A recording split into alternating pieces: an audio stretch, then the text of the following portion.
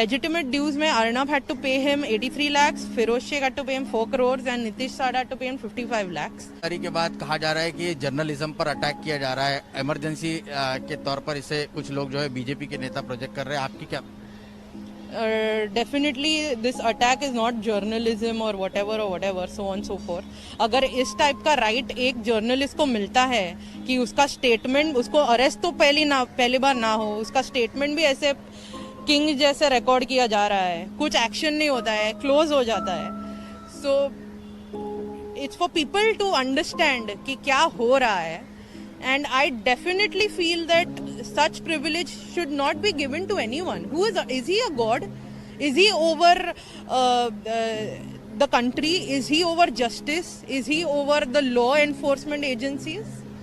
Is my question. Everything. 4 बजे तक रात के पिताजी खुद खड़े होते थे साइड पे. हमारे 100 से ज्यादा लोग काम कर रहे थे एक टाइम पे. पेंटर्स ही 30-35 पेंटर्स होंगे. Shame on Arnab Goswami that इतना जिस इंसान ने उसका स्टूडियो दिन रात मेहनत करके खड़ा किया है, जिसकी वजह से वो आज पैसा कमा सकता है, उसी को आप